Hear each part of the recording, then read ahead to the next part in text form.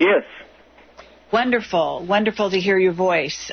So it is so kind of you to come on the show. I'm very interested in hearing your take on what's going on. Okay, well, what we're witnessing now is a case of psychological warfare.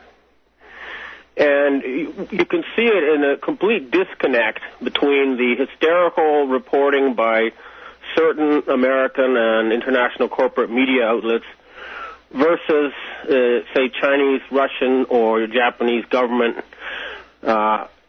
media, or pronouncements by the Japanese government itself. It's a question of, it's a case of fear-mongering. They're trying to use their old tools, the cabal, the Bilderbergers, the Council on Foreign Relations, all these people. They use fear and panic to control populations, and they're trying to do that now.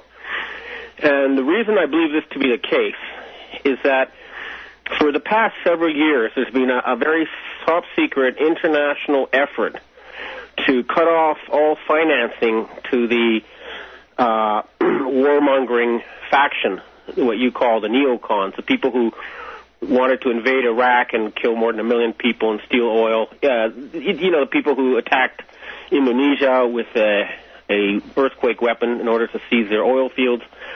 What's happened is that the world's ultra-wealthy and bankers who are moral people have decided they've had enough of these people's behavior, and so what was happening is they were being cut off. Nobody would do business with them, and they were running their thing on debt. They didn't have their own money, and they've run out of money, and so for that reason, they attacked Japan with an earthquake weapon. I don't know if it's HARP or if it's an underwater explosion or if it's something, an apparatus by Wilhelm Reich, but it was clearly not a natural tsunami, an earthquake. And you can verify this by taking a look at the Ogasawara Island chain. If it was a conventional tsunami, those islands would have been hit. In fact, they were not. They had only like 30-centimeter waves.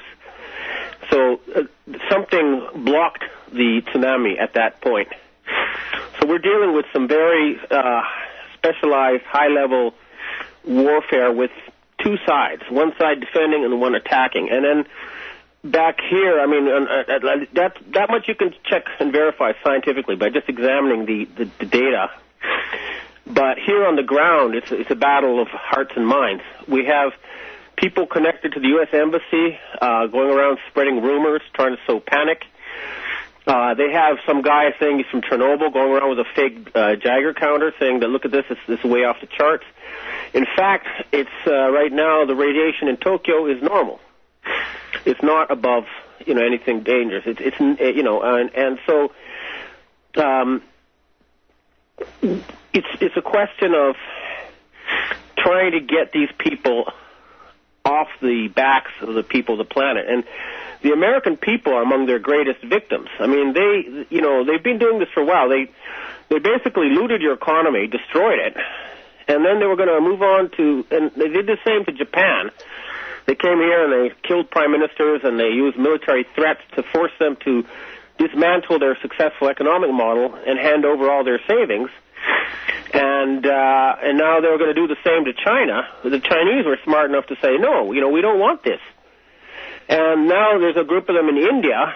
We have the 24 members of the Rockefeller clan hiding in an underground bunker in India, and Warren Buffett and Bill Gates and all those guys saying, hey, well, we'll make India the next China, just listen to us. Well, people don't trust them anymore. Their track record is one of repeated broken promises. They function somewhat like a heroin dealer. The first few samples are free. They make you feel good. But then you got to pay, and if you don't, you get withdrawal symptoms. This is how they function. And these are very high-level bankers. These are people at the very top of the world's banking system. Fortunately, a majority of ethical bankers, including people within the BIS and the Bilderberg and all these groups that appear in conspiracy theory, are working with us and saying, no, we've had enough of this amoral, destructive behavior. And so I think we're close to the end game, but it's not over till it's over. I've seen reports that a lot of the bad guys, or what do you want to call them, have fled to an underground base in Denver. and they think they're going to be safe there. But no, because what they don't realize is that even their underlings in the military, even the goons they've hired, hate them at this point. And so if there's a man with a gun near them, they're not safe. They've basically worn out their welcome on this planet. What we're offering them as a last chance is to, appear before a Truth and Reconciliation Committee to explain what they were doing and why they were doing it. And, rather than take revenge, because they still can cause a lot of mayhem, we just, let them retire and quiet and just, give up the reins of power so that we can have world peace. It's a price worth paying. I mean, revenge is a never-ending spiral, and it's better to, at some point, just create a blank slate and say, okay, what's past is past, and it's finished. This is their last chance. I mean, they've really got nowhere on this planet to hide anymore. They're not welcome anywhere, absolutely nowhere. And this is a fact, and they know it. Right. And I'll name some specific names of individuals who need to be questioned and who need to appear before the media and explain what they've been doing. These include, of course, David Rockefeller. Benjamin, we're going to have to go to commercial right here. We'll be right back. Thank you so much for that. We'll be back in just a moment. Benjamin, are you still with us? Yes, I'm here. Great. What I'd like to do, though, is address some of the issues that are happening in Japan at this moment.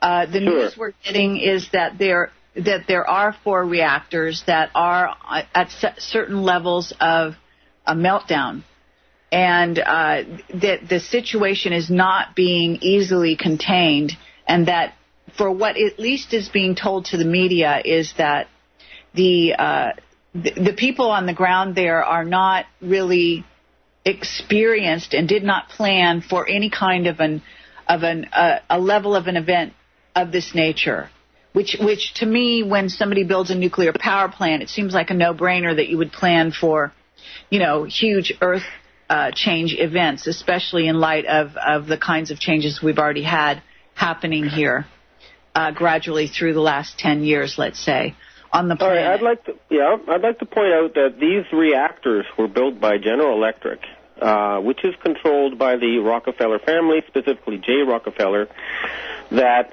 engineers working for them quit because they thought the design was dangerous. Furthermore, I'd like to mention that a senior agent of Rockefeller here, I won't name him, but I can, privately off the record give you his name and information, said that they were planning to build 500 nuclear reactors in China and then attack them with earthquake weapons in order to depopulate China. Now, this is clearly an act of high-level sabotage, but it is also being accompanied by fear-mongering and panic-mongering and exaggerated, reporting. The Japanese government has evacuated people from a 30-kilometer, it's told people in a 30-kilometer radius to stay indoors. And if there was a real danger, they would start evacuating people. However, again, we need to find out exactly who or what was behind this. There's another interesting thing. There's a company called Higashi Nihon Housing, and their stock price has been rising radically for the past month.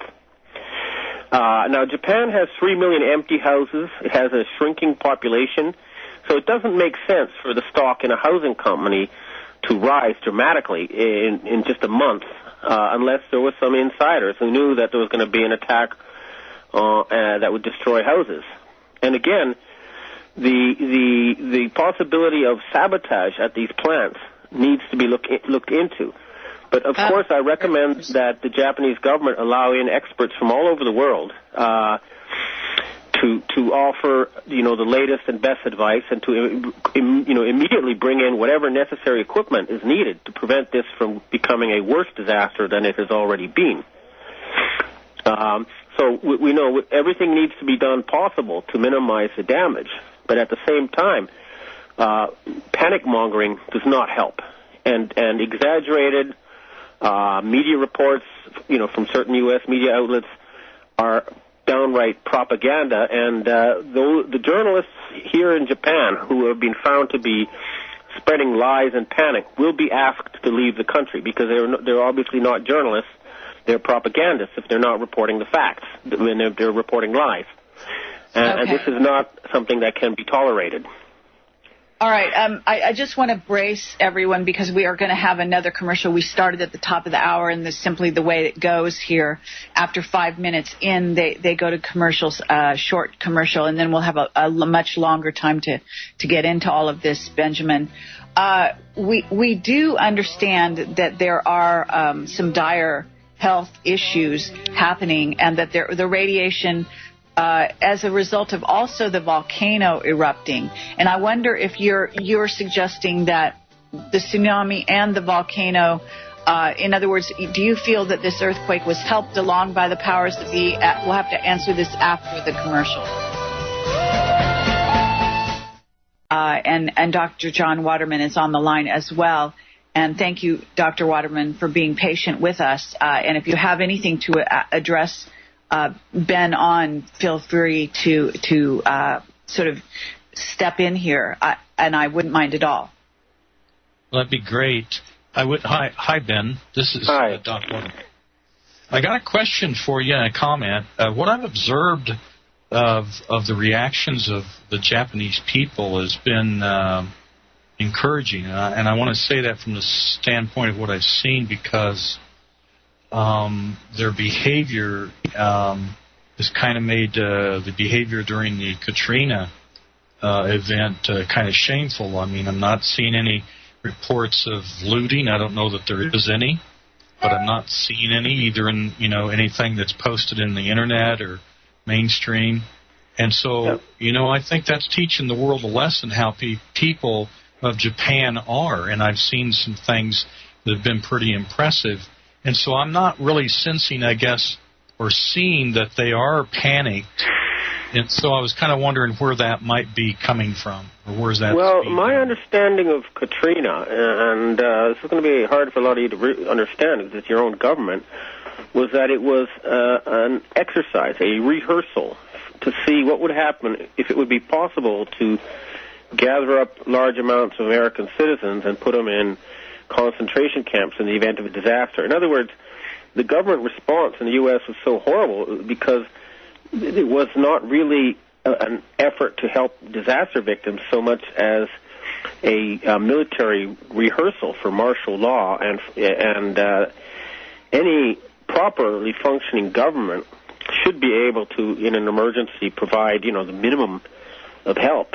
And the Japanese have been, Japan is the most earthquake-prone nation on Earth, and so they've been very ready for this kind of disaster. And I want to get back to the point I was making earlier.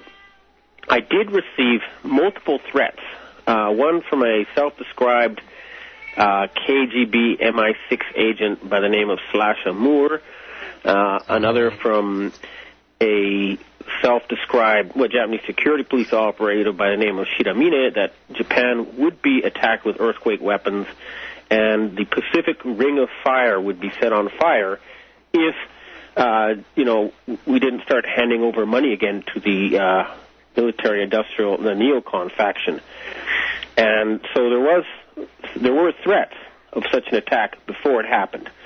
And there are multiple witnesses and emails and other bits of evidence I can present to make that true. Benjamin, I think that's a good point. Thank you for bringing that up, and that's very interesting behind-the-scenes information. What I was thinking was that from what I understand, that the agenda, that population elimination agenda, so to speak, has not been very effective, and it appears that they've had to go to some desperate measures. And this situation in Japan, people are saying in New Zealand, the Christchurch